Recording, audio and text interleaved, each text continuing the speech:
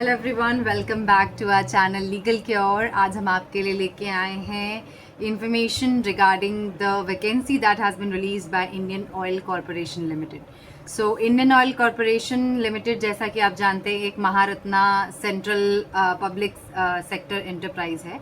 सो central PSU है basically ये, और इसने इस वक्त अपने बहुत सारे पोजीशंस के लिए इस वक्त नोटिफिकेशन अपना ऑफिशियली निकाला हुआ है। तो अगर आप इसका डिटेल एडवर्टीजमेंट देखेंगे, जो कि आपका 14 अगस्त को रिलीज़ हुआ था, तो इसमें आपको जो वैकेंसी देखने को मिलेगी ये आपको grade A 0, grade E0, in like 3 different grades में ये वैकेंसी है। और कुल मिला के इसमें जो कुल पोस्ट निकाली गई हैं 470 पदों के लिए वैकेंसी आई है। ये वैकेंसी आपकी बहुत सारे एरियाज़ में है, लॉ के फील्ड में है, इंजीनियरिंग के फील्ड में है, और सेफ्टी में, क्वालिटी कंट्रोल में, बहुत सारे एरियाज़ हैं जिसे आज हम इस वीडियो में डिटेल तौर पे डिस्कस करने वाले हैं। तो अब अगर हम इस नोटिफिकेशन को डिटेल्ड में देखें कि इसका क्या सब कुछ लाइक रिक्रूटमेंट का प्रोसेस है, तो इसमें आपकी ये जो वैकेंसी आई है, सबसे पहले जैसा कि मैंने बताया 470 पद हैं। इसमें से आपके जो ग्रेड ए में पद निकाले गए हैं वो आपके सिविल इंजीनियरिंग में है 62 पद, 62 पोस्ट। इसके अलावा केमिकल इंजीनियरिंग में आपके 16 पोस्ट हैं, इलेक्ट्रिकल में आपकी 75 दैट इज 75 पोस्ट आई हैं, इलेक्ट्रॉनिक्स एंड कम्युनिकेशन के एरिया में आपकी 32 सीटें हैं, मैकेनिकल इंजीनियरिंग में आपकी 118 सीटें आई हैं, इंस्ट्रूमेंटेशन में आपके 35 सीटें आई हैं, computer science and information technology में आपकी 22 सीटें हैं, लॉ में आपकी 10 सीटें हैं, मार्केटिंग में आपकी 41 सीटें हैं टोटल। इसके अलावा इन्होंने तो आप एक तरह से कह सकते हैं जो आपका ग्रेड ए है, ग्रेड ए में आपकी टोटल 411 पोस्ट निकाली गई है। इसके अलावा जो इनकी ग्रेड A0 में जो दूसरा इनका ग्रेड है, उसमें इन्होंने जो वैकेंसी निकाली है, इसमें आपकी जो वैकेंसी है वो सिर्फ एक पद के लिए आई है, quality control in the department of chemistry. इसमें आपके कुल 9 पद हैं और टोटल इस ग्रेड से जो वैकेंसी है वो 9 ही है। इसके अलावा जो तीसरा ग्रेड है जिसमें ये वैकेंसी निकाली गई है वो है आपका ग्रेड E0। E0 में आपके जो पद निकाले गए हैं कुल वो 50 पद हैं, जिसमें से आपके 14 पद आपके इलेक्ट्रिकल डिपार्टमेंट के हैं, 21 दैट इज 21 पोस्ट आपकी मैकेनिकल में है, 15 पोस्ट आपकी सेफ्टी डिपार्टमेंट में है। तो इस तरह से ये सारी वैकेंसीज जो कि 3 डिफरेंट ग्रेड से हैं, कुल मिला के 470 वैकेंसी आपकी पूरी होती है। सिंस हमारा चैनल थोड़ा लॉ इंक्लाइंड है, तो हमारा फोकस इस वैकेंसी में ज़्यादा डिटेल तौर में लॉ के बारे में चर्चा करने पे होने वाला है। तो अब अगर हम इसको डिटेल में देखें तो आपका जो ग्रेजुएट इंजीनियरिंग का एलिजिबिलिटी अगर आप देखें तो एलिजिबिलिटी में इन्होंने कौन कौन सा आपका डोमेन है, जैसे इन्होंने डोमेन स्पेसिफाई कर रखा है कि इलेक्ट्रॉनिक्स चाहिए, कि केमिस्ट्री चाहिए, कि सिविल चाहिए, या फिर computer science and information technology चाहिए। जो भी है इन्होंने उसको क्लियरली मेंशन किया है कि कौन सा डोमेन है, किस डोमेन में कौन सी डिग्री में कौन सी स्पेशलाइजेशन चाहिए। तो हर डिग्री की बहुत सारी स्पेशलाइजेशन, जैसे अगर आप देखें सिविल में, तो सिविल में आपकी कम से कम 10 डिग्री लाइक 10 डिफरेंट स्पेशलाइजेशन इन्होंने बताई हुई है, जैसे civil engineering, civil and environmental, civil and infrastructure, civil construction technology, civil technology. तो ऐसे बहुत डिटेल तौर पे आपका इंजीनियरिंग के लिए चीज़ें मेंशन है, कौन सी डिग्री कौन सी स्पेशलाइजेशन चाहिए। आप इनके नोटिफिकेशन को जाके उस पर्पज़ के लिए आप देख सकते हैं, और वो नोटिफिकेशन का लिंक हम आपको अपने वीडियो के डिस्क्रिप्शन बॉक्स में अवेल करवा देंगे। अब अगर हम बात करें इसमें अपना सेकंड पोस्ट जो है आपकी officer marketing in grade A, इसमें आपका जो क्वालिफिकेशन रखा गया है वो आपका 2 इयर्स का फुल टाइम MBA होना चाहिए from any recognised institution, college, university. And इसमें आपके जो क्वालिफिकेशन मार्क्स है तो आपके 60% से ऊपर मार्क्स होने चाहिए अगर आप जनरल EWS OBC कैटेगरी को हैं, अगर को बिलोंग करते हैं, और अगर आप SC ST या पर्सन विद डिसेबिलिटी से हैं तो आपका ये जो परसेंटेज क्वालिफिकेशन का रखा गया है ये आपका परसेंटेज घट के 55% हो जाता है। अब अगर हम इसमें बात करें लॉ ऑफिसर की, सो लॉ ऑफिसर की जो ग्रेड A की पोस्ट आई है इसमें इनका जो असेंशियल क्वालिफिकेशन रखा गया है वो आपका है कि आपके पास ग्रेजुएट की डिग्री होनी चाहिए, या फिर लाइक LLB की डिग्री बेसिकली होनी चाहिए। तो ये LLB आपका 3 साल वाला LLB भी हो सकता है और 5 साल की इंटीग्रेटेड डिग्री भी हो सकती है। इसके अलावा इन्होंने जो एक क्वालिफाइंग परसेंटेज रखा है, इन द सेंस कि आपने अगर लॉ की डिग्री करी है तो उसमें कितना मिनिमम परसेंटेज चाहिए जिसके लिए आप इस जॉब के लिए अप्लाई कर पाएँ। तो उसमें अगर आपने 5 साल की LLB करी है तो उस केस में आपका अगर जनरल EWS इन OBC कैटेगरी को आप बिलोंग कर रहे हैं तो आपका ये पासिंग परसेंटेज 60% हो जाता है। तो मतलब आपका 60% मार्क्स होने चाहिए आपके LLB कोर्स में, BLLB कोर्स या BSc LLB जो भी आपके 5 साल का इंटीग्रेटेड कोर्स है उसमें होने चाहिए 60% अंक। और अगर आप SC ST या दिव्यांगजन कैटेगरी को बिलोंग करते हैं तो आपका ये पासिंग परसेंटेज घट के 55% चला जाता है। ऐसे इन्होंने 3 साल के LLB के लिए भी इन्होंने स्पेसिफाई किया है कि आपकी ग्रेजुएशन में कितने पासिंग परसेंटेज होने चाहिए और LLB में भी कितने परसेंटेज होने चाहिए, तो आप उसको डिटेल तौर पे नोटिफिकेशन में देख सकते हैं। इसके अलावा इन्होंने assistant quality control officer grade A0 के लिए इन्होंने मास्टर्स डिग्री मांगी है, जिसमें इन्होंने फिर से स्पेशलाइजेशन बताया है और परसेंटेज वगैरह बताया। और आप इसको डिटेल तौर पे देखेंगे तो आप इन्होंने हर पोस्ट के लिए क्या परसेंटेज चाहिए, कौन सी स्पेशलाइजेशन चाहिए, वो इन्होंने बता रखी है, आप उसे नोटिफिकेशन से एक्सेस कर सकते हैं।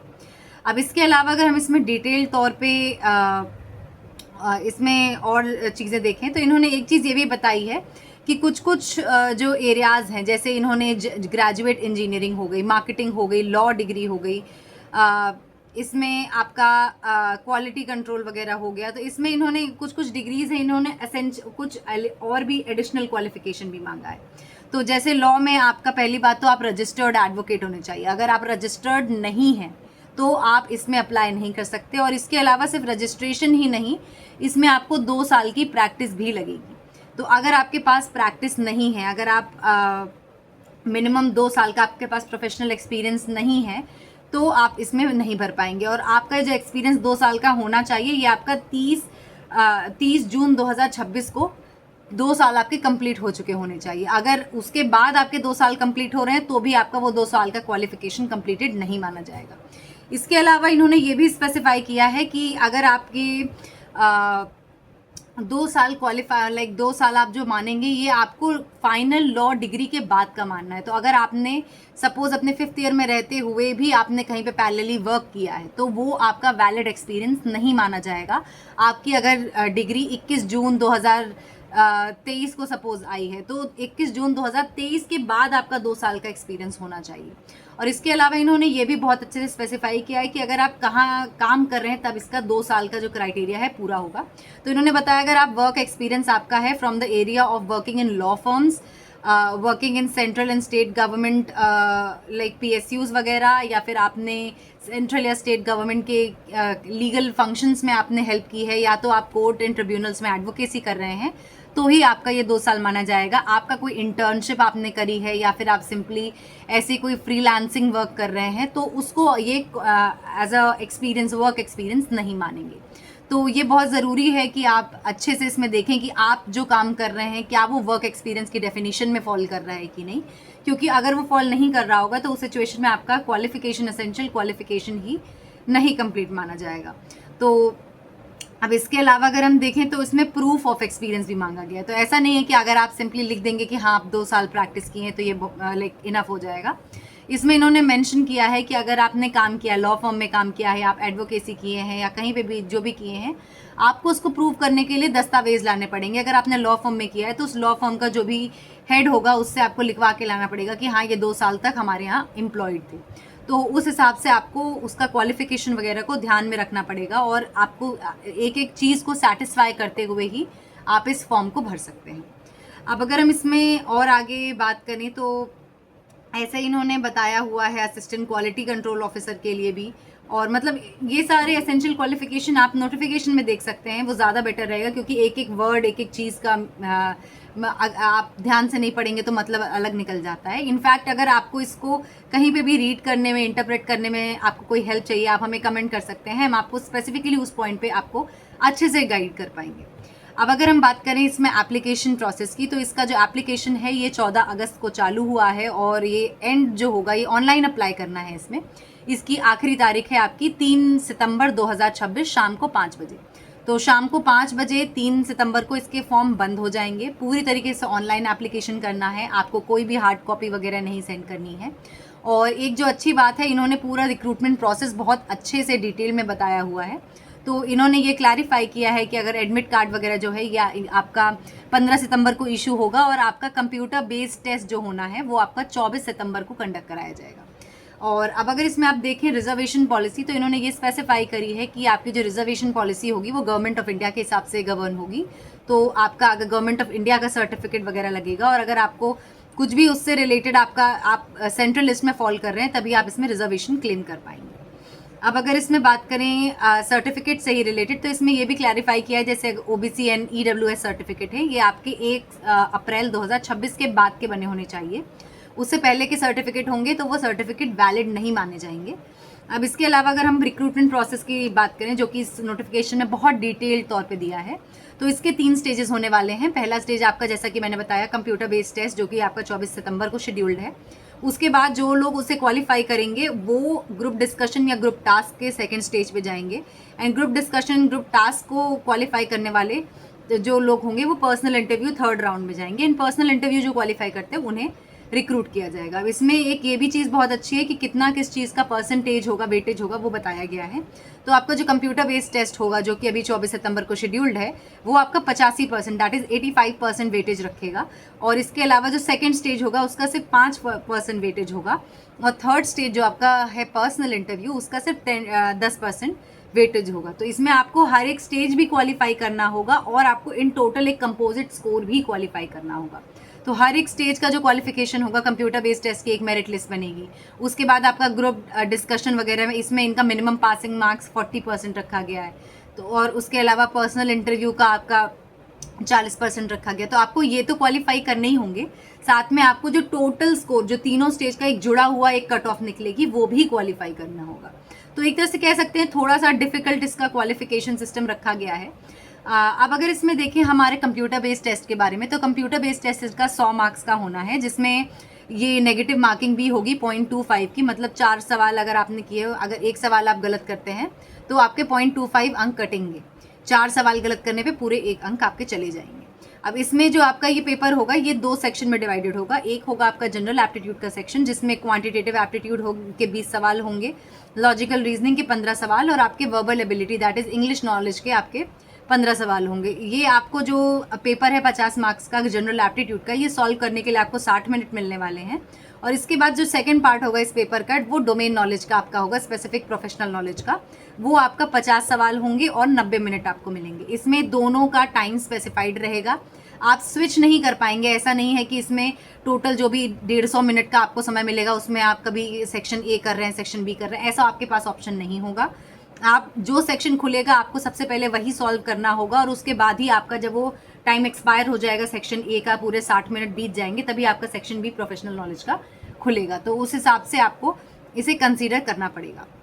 अब अगर हम इसमें बात करें शॉर्टलिस्टिंग प्रोसेस की, तो इसमें ये बोला गया है कि मेनली अगर आपने क्वालिफाई कर लिया है तो इनका क्वालिफिकेशन मार्क्स है अगर कंप्यूटर बेस्ड टेस्ट का कि 40, 45 से 50% जो भी है नोटिफिकेशन में दिया हुआ है, वो क्वालिफाई करने से आप नेक्स्ट स्टेज के लिए एलिजिबल नहीं हो जाते। आपको कट ऑफ क्लियर करनी पड़ेगी। तो एक कट ऑफ ये निकालेंगे, वो आप क्लियर करेंगे, उस हिसाब से आपका मेरिट लिस्ट बनेगी। अब अगर इसमें हम बात करें इसके अगले स्टेज की, तो आपको तीनों स्टेजेस मैंने क्लियरली बता रखी है। इसके अलावा इन्होंने एक चीज़ और ये बताई है कि अगर आप इसमें सेलेक्ट हो जाते हैं तो आपका जो लोकेशन होगा, जॉब लोकेशन, वो ऑल ओवर इंडिया होगा। ऐसा नहीं है कि कोई स्पेसिफिक एरिया में होगा, आप कहीं पे भी पोस्ट किए जा सकते हैं। इसके अलावा आप जब भी इसमें ज्वाइन करेंगे आपको एक बॉन्ड साइन करना पड़ेगा 3 साल का। तो अगर आप 3 साल से पहले आप इस जॉब को छोड़ेंगे तो आपको एक तरह से मतलब प्यूनिटिव अमाउंट देना पड़ेगा, एक पनिशमेंट सॉर्ट ऑफ अमाउंट आपको देना पड़ेगा। तो अगर आप ग्रेड ए के पोस्ट के लिए कर रहे हैं तो जनरल कैटेगरी के लिए जो आपका बॉन्ड साइन होगा ये 3 लाख रुपए का होने वाला है, और EWS, OBC, like reserve category के लिए ये अमाउंट 50,000 होगा। और अगर आप यही A0 या फिर E0 ग्रेड के लिए आप कर रहे हैं तो जनरल कैटेगरी में आपका अमाउंट 2 लाख होगा और रिजर्व कैटेगरी में 35,000 होगा। तो अगर आपने 3 साल से पहले जॉब छोड़ी तो ये आपका जितना भी ये बॉन्ड होगा 3 लाख या 2 लाख या जो भी 50-35,000 का, वो पैसा पूरा का पूरा ये फोरफीट हो जाएगा, इनके फेवर में चला जाएगा और आपसे वो पैसा वसूला जाएगा एक तरीके से। अब इसके अलावा इन्होंने ये भी बताया है कि अगर आप एग्ज़ाम देने के लिए आ रहे हैं कंप्यूटर बेस्ड टेस्ट के लिए, और अगर आपका जो सेंटर है वो दूर जाता है, तो अगर आप SC ST या पर्सन विद डिसेबिलिटी हैं तो आपको कंप्यूटर बेस्ड टेस्ट के लिए 3rd AC का जो फेयर होगा, जो भी उसका किराया होगा, वो आपको रिम्बर्स किया जाएगा। और अगर आप 2nd स्टेज के लिए, दैट इज़ आप ग्रुप डिस्कशन या पर्सनल इंटरव्यू 3rd स्टेज के लिए आ रहे हैं, तो आपको 2nd AC का जो आपका किराया होगा वो रिम्बर्स होगा। रिम्बर्समेंट पाने के लिए आपको 10 दिन के अंदर में ही इनको रिम्बर्समेंट के लिए अप्लाई करना पड़ेगा इनकी वेबसाइट पे जाकर के। तो ये इनका ट्रैवल रिम्बर्समेंट का भी प्रावधान बेसिकली इसमें दिया गया है, तो आप उसको इस हिसाब से देख सकते हैं। और अब अगर इसमें बात करें हम एप्लीकेशन फ़ीस की, तो इन्होंने एप्लीकेशन फ़ीस जो रखी है वो भी इन्होंने स्पेसिफाई करी हुई है। इसमें आपकी जनरल EWS एंड OBC के लिए 1000 रुपये एप्लीकेशन फ़ीस रहने वाली है, अलग प्लस GST अलग से लगेगा। और अगर आप SC ST या डिसेबिलिटी ग्रुप को बिलोंग करते हैं तो आपकी कोई एप्लीकेशन फ़ीस नहीं है, ये आपके लिए फ्री ऑफ कॉस्ट होगा। So with this I think this was a detailed information about this vacancy। अगर आपको इससे रिलेटेड कुछ भी और इन्फॉर्मेशन चाहिए या फिर कोई और चीज़ है जो कि आपको इस नोटिफिकेशन में समझ नहीं आ रही है, क्योंकि ये बहुत डिटेल नोटिफिकेशन है, तो आप हमको सिंपली इस वीडियो के माध्यम से कमेंट कर सकते हैं, आप हमें इंस्टाग्राम पे मैसेज कर सकते हैं, या फिर आप हमें कॉल कर सकते हैं। और अगर फॉर्म भरवाना है तो हम आपकी फॉर्म भरने में भी सहायता करेंगे एक रीजनेबल अमाउंट पे। So with this we will wrap it up and thank you for